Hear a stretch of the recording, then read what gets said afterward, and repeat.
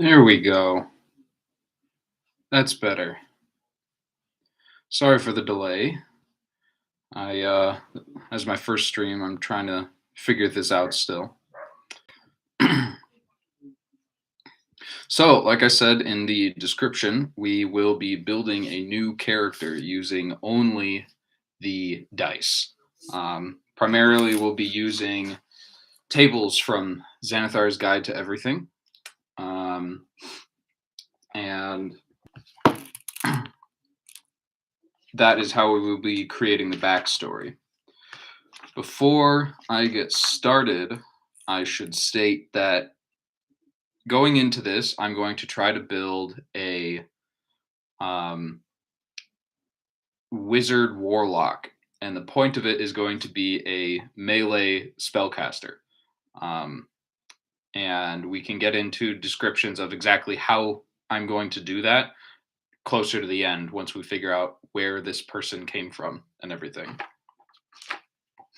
I'm using the best webcam I have, which is connected to my laptop. So now that that's cleaned off, let's get started. So first table in here is whether or not you knew your parents. Did this person know their parents? Well, actually, we shouldn't even start that. We got a couple things we need to take care of first. First of all, is their race. What race is this person?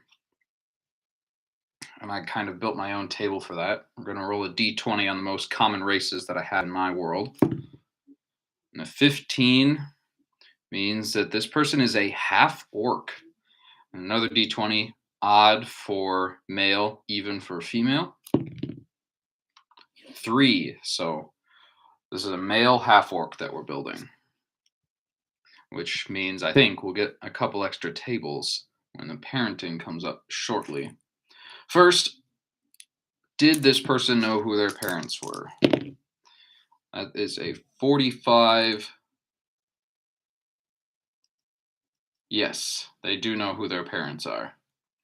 The next table that applies to us is half-orc parents, to determine how your genetics work. Were both parents humans with or elves?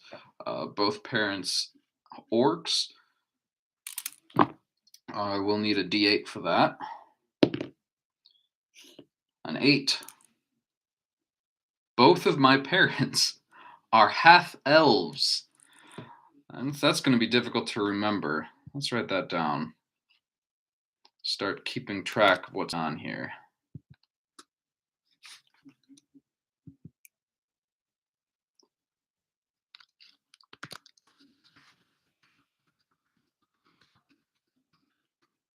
Both parents are half elves. All right. That's going to be interesting. Later, we're going to have to figure out where the orc blood came into play and what sort of society did they live in? Was he raised in? Was it weird that 2 half-elves gave birth to a half-orc? But we'll figure that out in a second. First, we need to determine where this person was born. Where was he born? He was born 37 years old. 37 on the birthplace roll table is at home. So we'll figure out where home is in a second, but he was born at home. Pretty normal life so far. How many siblings does he have? Let's see, need a d10 for that. 2 or lower, no siblings, only child. First child and only child. This is going to be interesting. Kind of makes sense. If 2 half-elves had a half-orc for a kid, they might, and if that was a bad thing in their society, they might not want to risk having another child in case they were also a half-orc.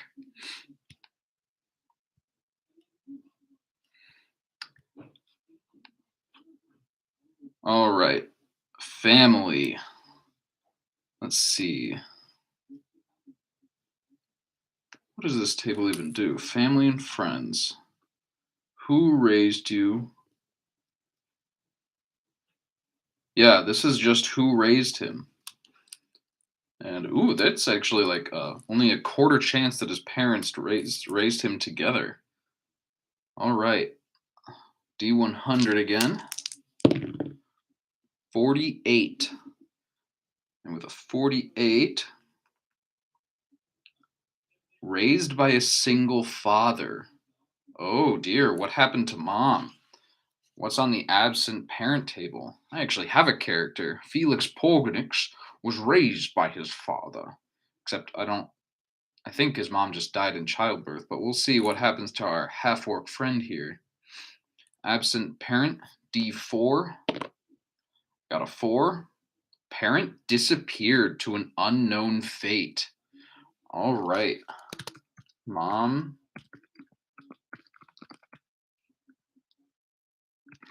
disappeared to an unknown fate. That's interesting. All right. Starting to get an actual backstory here. 2 half-elves gave birth to a half-orc man, half-orc boy, and at some point, mom disappeared to an unknown fate. All right, family lifestyle. This will come into play later as well. Let's see, 3d6. Oh dear, need an extra d6 for this.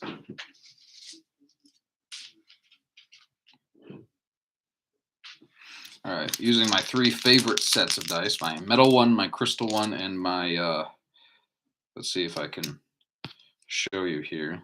I have this really cool one with dragons around all the numbers. Kind of hard to tell. It's the best. The dragon is the biggest on the d6, so it was the best one to show you. Let's find out how this half-orc lived. 2, 5, 7, 9. 9, modest lifestyle. All right. So no modifier later. Childhood home. Just a straight roll because of the modest lifestyle. Where does our half-orc friend call home? 76. A large house. Modest lifestyle, but a large house. Maybe they inherited it?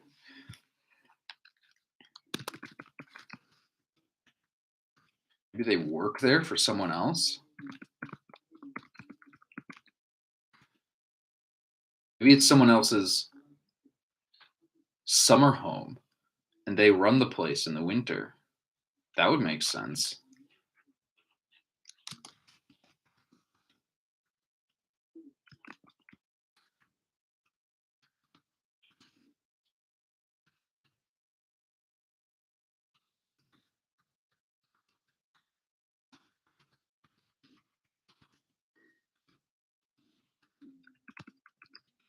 Live in and manage an aristocrat's second home.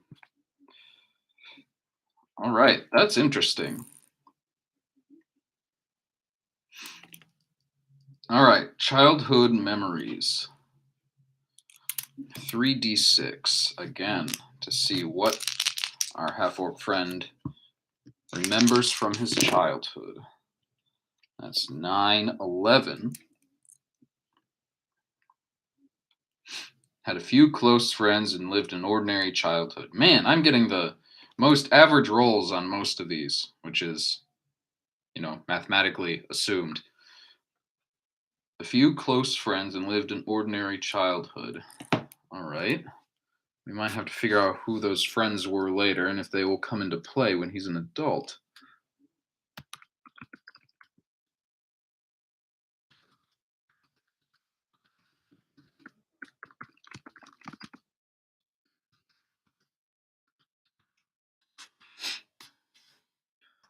Maybe, let's say they managed an estate that was part of There was a landlord, or they worked at a resort of some sort. No, they just had a modest lifestyle. They didn't work at a resort. We'll figure out how this guy had friends at a summer home later. The next several tables are all personal decisions, and I don't think they have to do with your background. And we don't have a background for this guy yet. He's still a kid in our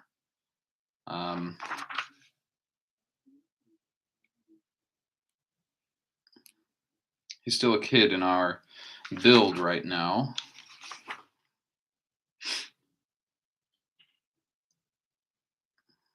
All right.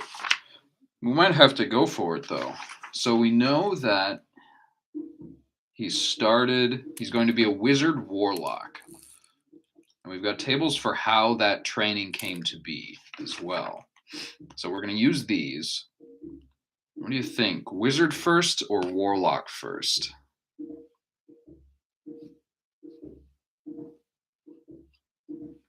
I think we'll go with warlock first. Mom disappeared, and he has a pact with an elder being of some sort. This will be interesting. That could come into play in the session that he ends up being a part of, if any. When I'm done with this character, you can please take him away and play him all you want. I don't have any intention of playing our half-orc friend here, who we should probably name. He's been born. What would he be named? We'll figure that out later. Names are kind of important.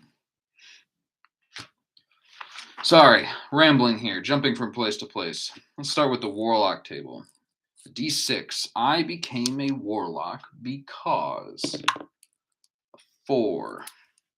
When I was faced with a terrible crisis, I prayed to any being who would listen, and the creature that answered became my patron. And the only crisis we know of so far is his mom's disappearance.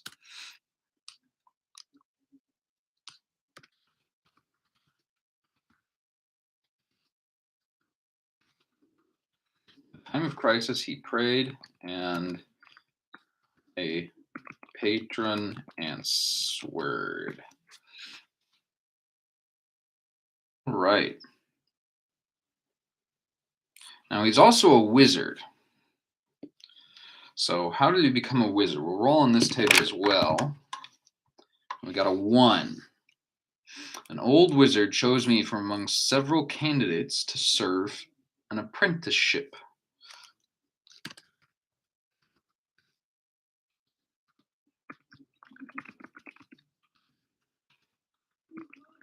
So he was a warlock for a time and decided he needed more power than the warlock was willing to give him, maybe? So he decided to learn it himself and managed to get an apprenticeship with said ancient wizard. Yeah, I like where this is going. All right, next roll is a big one. Let's figure out how old he is right now when the campaign starts. So, for age, it says roll a D100. No modifiers, just the D100. 22. He's between 21 and 30 years old. And hey, why don't we just roll another D10, figure out exactly how old he is. 26.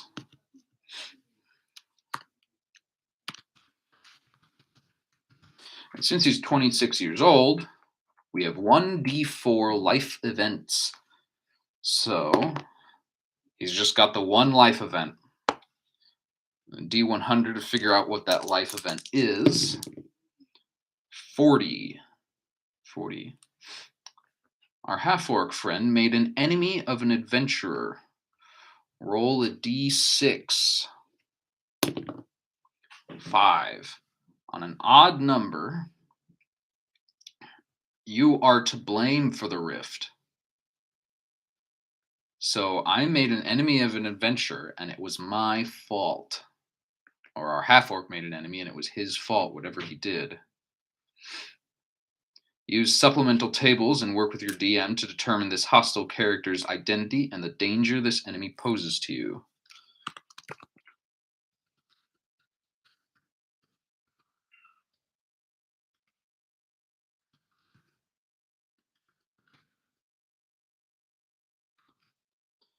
Made an enemy of adventure, and it's half-orc's fault.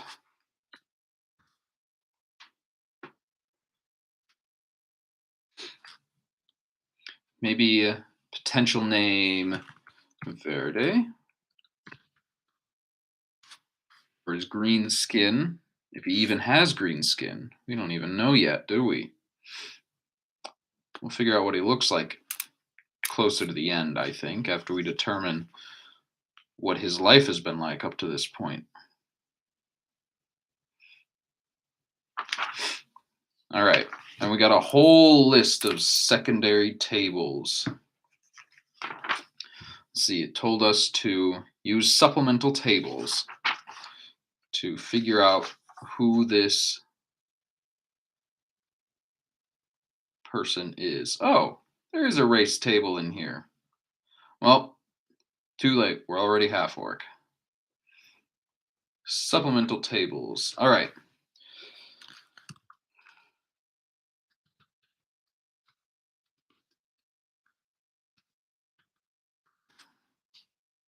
Adventurer enemy. Let's see. What alignment is our adventurer enemy? 8, 9, neutral. Well, neutral it is then. Most animals are neutral. No, it specifically said adventurer. Let's see. Cause of death. Maybe he killed the adventurer. And it was his fault. But was it an accident? We'll table that. What class was this adventurer? All right. This adventurer was a 24 class, which is a cleric. He made an enemy with a cleric? A neutral cleric. All right, what neutral gods are in my world? Arathis is the god of civilization, but he's good. The Raven Queen is chaotic neutral.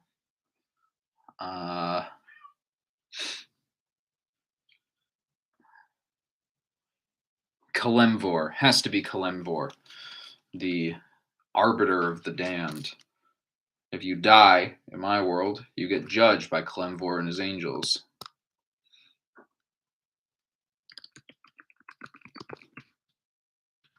So he made an enemy of a cleric of death. Ooh, bad person to have as an enemy. All right, this person was an adventurer. We already knew that. What race was this supplemental person? 91, a tiefling cleric of Kalembor. Maybe he just saw him and assumed he was evil and attacked and then killed him. No. Injured him. That'd be more interesting for future sessions, I think.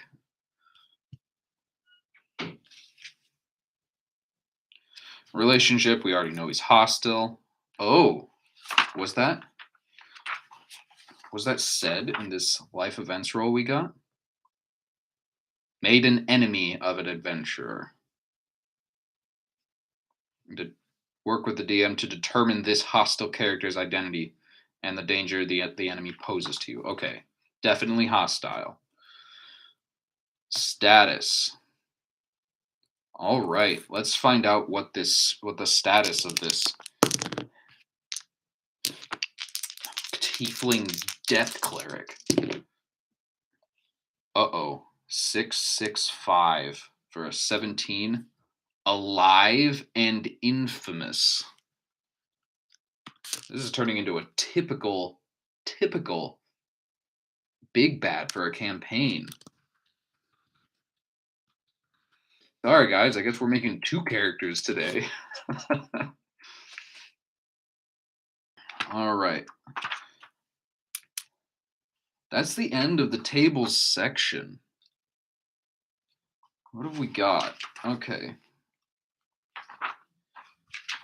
We need to know our kids. All right, let's make this interesting. So maybe as a kid,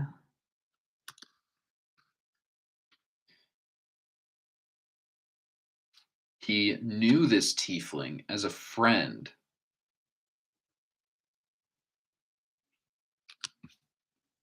So if he knew this tiefling as a friend, and they had a serious falling out over something.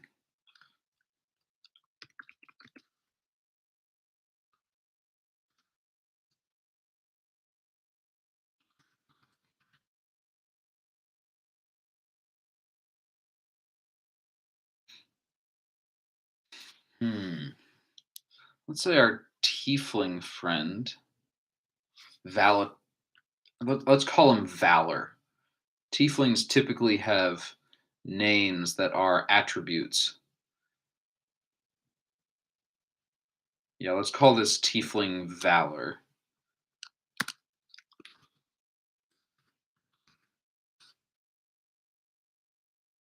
Heir to the Orc sounds dumb. We still don't know our half-orc's name.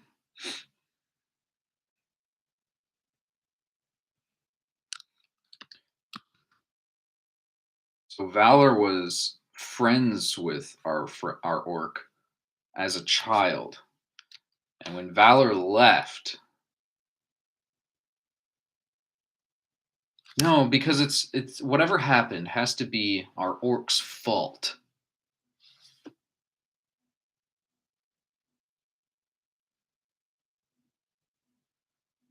Maybe it was the orc leaving that sort of set our tiefling friend on his path to becoming a death cleric. There's a local temple to Kalemvor. Yeah, okay, we're getting somewhere.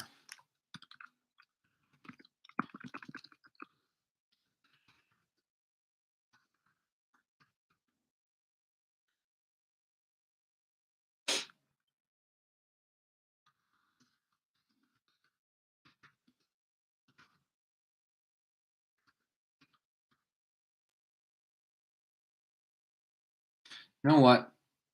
I don't think I'm going to name our orc. I will leave that up to you, viewer, to determine whatever name you think might suit him the most. But for now, we're going to call him Hork, the half orc.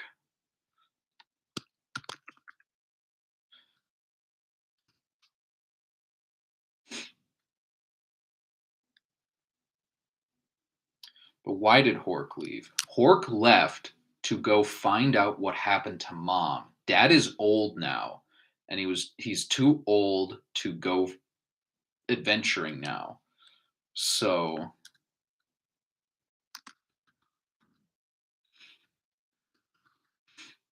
Hork left in Dad's place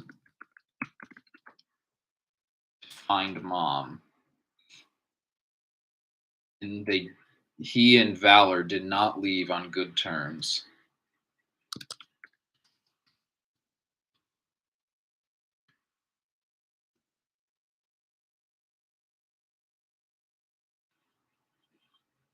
Let's see. Valor is alive and infamous.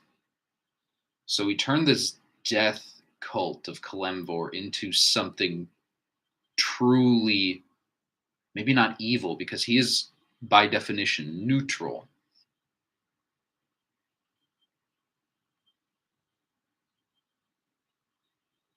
But the temple doesn't stick to its own anymore. It hands out judgment in error? Because Kalimvor is the one that's supposed to be judging. I don't know. Man, this is tough. So what would cause Valor to part on hostile terms, to be hostile towards Hork?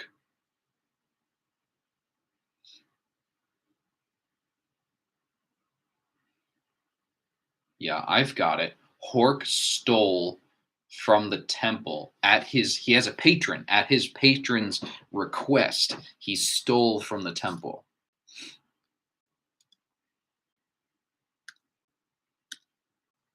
And he left to go join the wizard that is apprenticing him. Okay, here we go.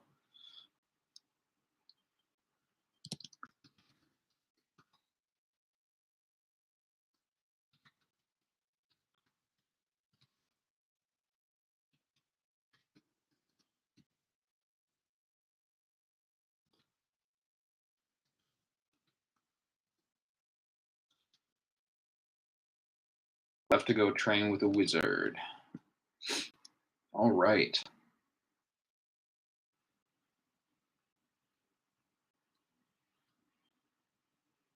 And if we're starting at level 1, that is a decent character backstory.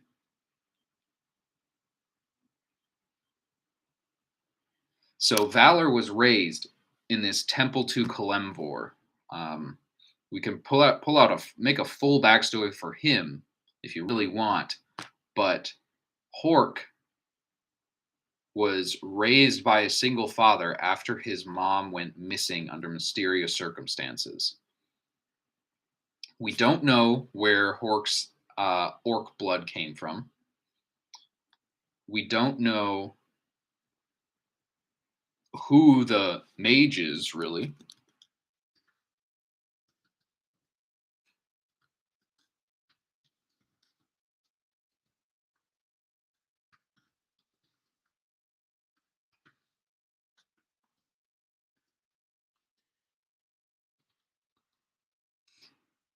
Don't know where the orc blood came from. Don't know who the wizard is. But we do know that Valor is now infamous.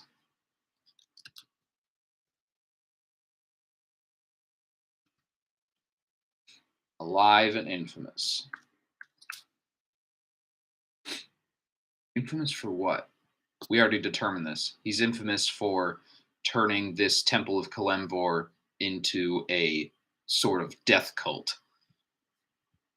Man, I use those too often in my campaigns. I don't think I'll be using this. Too many death cults already.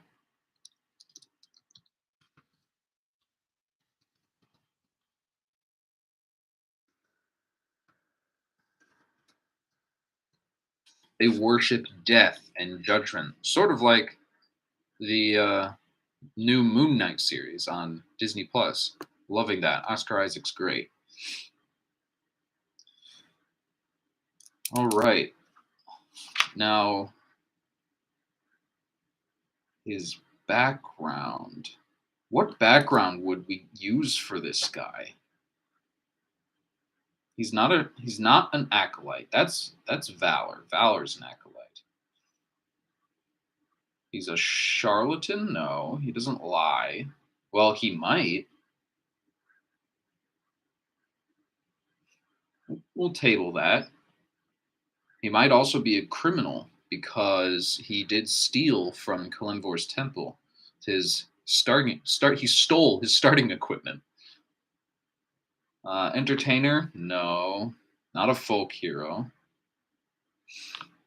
Not part of a guild. Not a hermit. Not a noble. Maybe an outlander, depending on the location of this second home. If it was in the wilderness and the temple was the only close thing, that's why he knew Valor. They played together as children. because they were both like a half orc and a tiefling. They were the odd ones out. So they would have played together.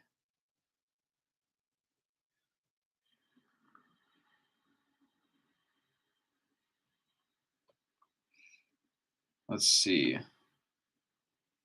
So we'll give him the Outlander background, but rolling on that table wouldn't make sense because we've already determined why he's an Outlander.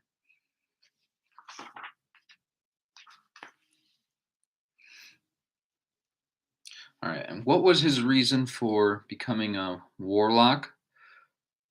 His patron answered him when he prayed, asking for answers about his mom. We'll have to determine who that patron is before going much further. All right, I think we're done with the backstory. So in short, this half-orc, who we are naming Hork for now, was born to two half-elf parents at his home.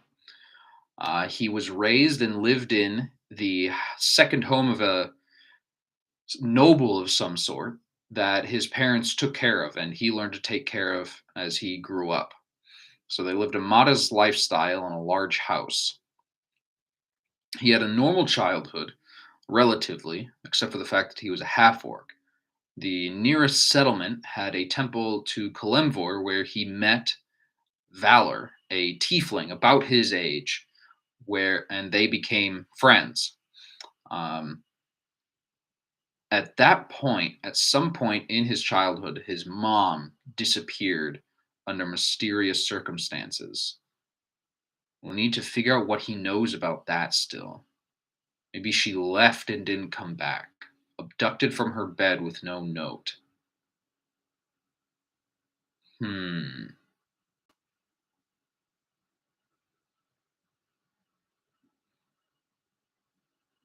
Let's say it looks like mom was abducted from her bed.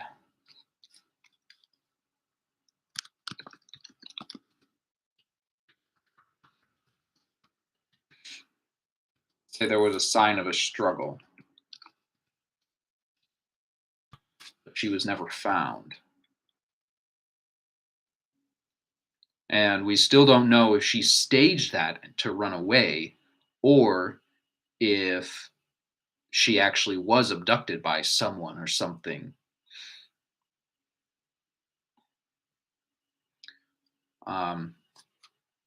Maybe Hork doesn't care at this point, hadn't cared up until this point where his orc blood comes from.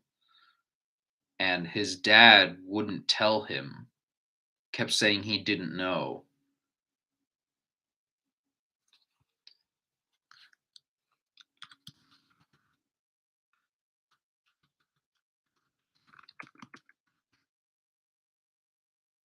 So his dad said he didn't know where the half orc blood is from.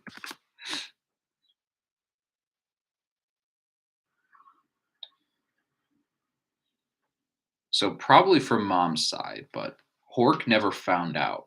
So he prayed to anything, and the thing that answered him is a warlock patron. His patron told him that he needed to go find out what happened to his mom. The patron sent him out into the world, told him to steal equipment from the temple to Kalimvor, and told him to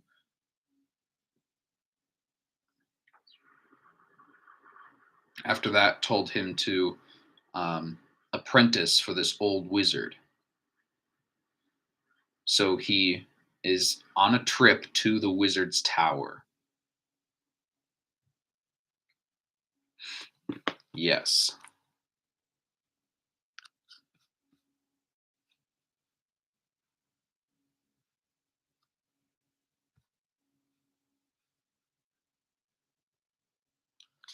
All right. Time to figure out a very important piece of information. Who is his patron? All right, I know some of you have been waiting for me to get around to this, but we now get to determine what his Warlock subclass will be. What patron gave him all this power? Now, I have some ideas for this. Mechanically, what I need in order for this to work is either Fiend or Undying as a patron, because at level 1, you get some temporary hit points from those. But those are both based on your Warlock class, which I don't think he'll be taking much in many levels of. So ideally, we would want either a Hex Blade patron, which would give him proficiencies with armor, or we could have him have a Genie as a patron, because he gets to add his proficiency bonus to damage once a turn at level 1, and proficiency bonus goes up no matter how much you multiclass. Since this will probably be our only level of Warlock, we will focus on intelligence and not charisma for the actual build. And I won't be rolling out this character. That'll be on you, whoever decides to use this.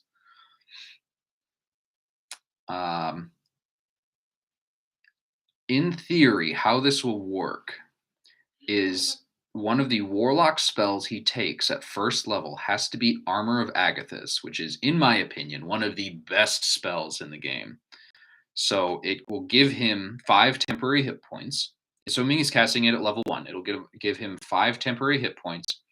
And while he has those temporary hit points, when he takes damage, whoever from a melee attack, whoever hits him will take 5 points of cold damage. No save, no nothing, just a flat 5 every time he gets hit with those hit points up.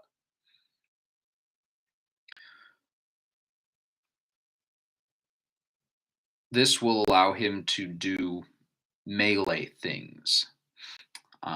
Maybe with a dagger or something. Maybe some light armor to start out. The wizard spells, once he takes those, will have to be mage armor and a bunch of short-range cantrips like Shocking Grasp and Poison Spray, maybe Lightning Lure. And the first level spells he takes will also be short range. Absorb Elements, Burning Hands, Thunder Wave, etc. At higher levels in Wizard, he can start taking Dark Shroud, Dragon's Breath, Shadow Blade's going to be cool if he gets it.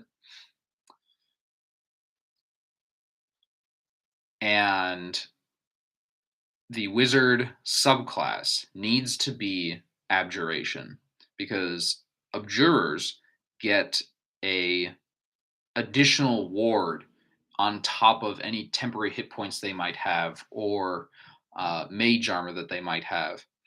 And so this will give our hero as much hit points as we can possibly get at low levels, level 2, 3. So let's say at level 1, he has a D8 plus his charisma bonus, or constitution modifier. So let's say his constitution modifier is 2. He will have 10 hit points at level 1. And on top of that, he'll have Armor of Agathis, which he casts as a bonus action in combat. So that will give him 15 hit points, which is double what most characters would have at level 1. Once he goes into Wizard, he will take that flat 4 hit points from the die and 2 from the Constitution modifier. So with a 15 at level 2, he'll have 6 on top of that for a 21 in combat. And at first level Wizard, he'll have Mage Armor to up his armor class, and he will have access to the Abjurer ability, which will give him an arcane ward that soaks up hit points for him. And let me double check what exactly the wording on that is. I play an Abjurer Wizard, so I should know this off the top of my head. Let's see. Oh, this is at second level. I made a mistake. He won't get this until second level. So once he's third level and has 1 Warlock and 2 Wizard, he will get access to this Arcane Ward. So he'll have first level up of Wizard will give him 6 additional hit points for 21. Second level up, 6 more for 27, plus his Arcane Ward, which will be, let's see, the ward is hit point maximum equal to twice your Wizard level, plus your intelligence modifier. Let's say his intelligence modifier is 3, because we're going to pour as many points as we can into that. So that will be twice the Wizard level. He's level 2, so that's 4, plus 3 is 7, and 27 plus 7 is 34 hit points at level 3. So this is with the Arcane Ward up and with Armor of Agathis up. He won't have access to his second level spell slots yet, but he will be able to fight in melee. So that is how the build will go. The most important thing, though, is you will need Tasha's Cauldron of Everything if you are to make this build as optimal as you can. So, let's see, Tasha's subclasses for Warlock. Paladins, Rangers, Wizards, Warlocks. All right, so this one should have the Genie one in it. And at first level, if his patron is a Genie, he will, depending on which one he takes, he will get access to the Warlock spell, extra spells, which are considered Warlock spells for him. Thunder Wave, if it's a Genie, which is the air one. Burning Hands is a Freedy. That's the fire one, obviously. Those are the 2 that I would recommend because he already needs to take those spells as Wizard. He can also take Sanctuary if it's a Dao, which is an Earth Genie, or Fog Cloud if it's a Marid, which is a Water Genie. He will also get access to Detect Evil and Good as a Warlock spell, but I don't think that will be too helpful. That's more of a utility spell for him. But let's see. There's the Genie's Vessel, which you can go figure out what that is. It's basically you carry a lamp or some bottle with you that you can hide in almost indefinitely. You can take long rests inside your bottle. But let's see, there it is, Genie's Wrath. Once during each of your turns, when you hit with an attack roll, you can deal extra damage to the target equal to your proficiency bonus. This type of damage is determined by your patron. Bludgeoning for Dao, Thunder for Genie, Fire for Freedy, or Cold for Marid.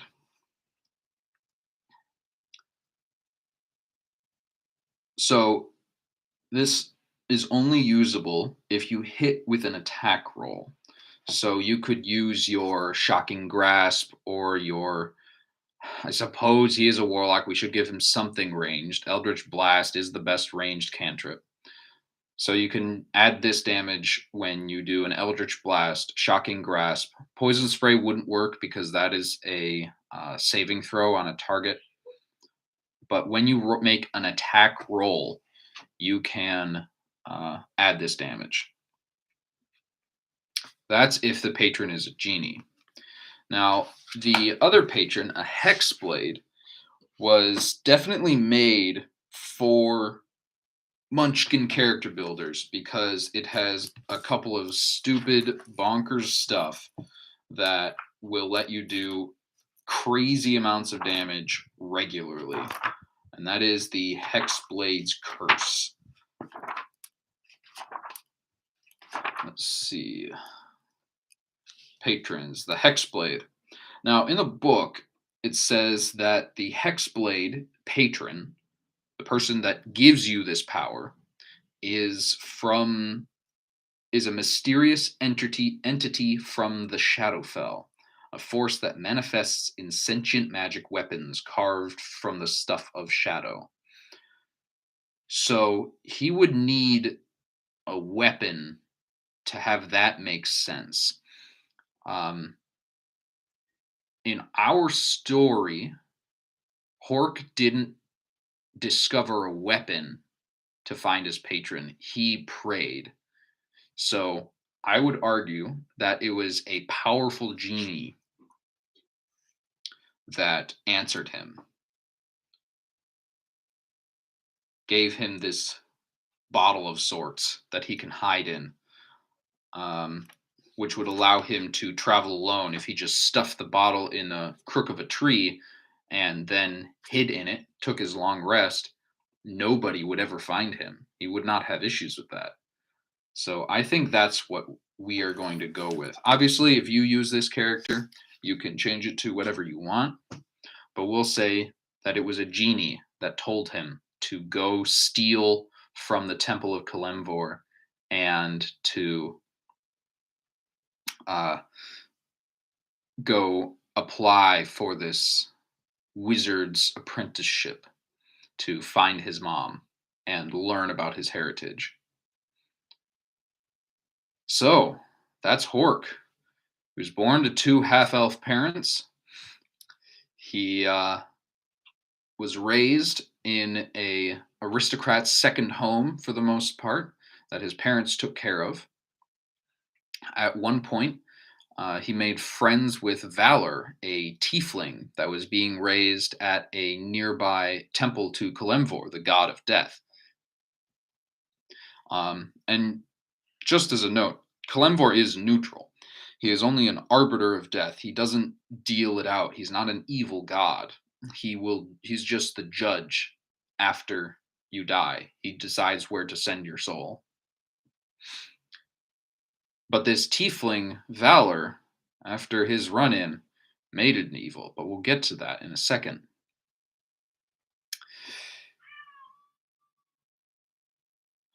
My cat wants to come in. I think we should let him. Meow, meow, meow, meow. He wants attention. All right. Hork. Both his parents are half-elves. He was born at home. He was raised in this second home owned by an aristocrat of some sort. He lived a modest lifestyle in this aristocrat's large house somewhere in the wilderness, and the closest settlement had a temple to Kalimvor. He was a childhood friend with a tiefling named Valor. At one point in his life, maybe as a teenager, his mom was abducted from her bed, and it was a sign of a struggle when it happened. His dad kept saying he didn't know where the half-orc blood is from, and he didn't know what happened to his mother. And in this time of crisis, he prayed to anyone that would listen, and a genie answered. The genie told him to go steal starting equipment from the Temple of Kalimvor because they already had plenty of stuff. While he was doing this, he was discovered by his friend Valor, who was a deep, devout Kalimvorite. They had an argument, and Hork and Valor fought. And Hork, being the bigger and stronger of the two, knocked Valor out and ran. His patron told him to flee to a nearby wizard tower and apply for an apprenticeship. At this point, Hork is 26 years old, and it is up to you and your DM to determine whether he's on his way to the wizard, whether he is amidst his training, or if you don't want to start at level 1, His training has already taken place with said wizard in this tower. And Valor has since made a name for himself and is infamous, leading this death cult of Kalemvor around the land. And I think that'll about do it for me. Thanks for your help in making Hork, and let me know if you decide to use him or break him down into something else. I'd be very interested to know what comes of Hork, because I will not be using him. Hope you all have a great day. And remember, everything will be okay.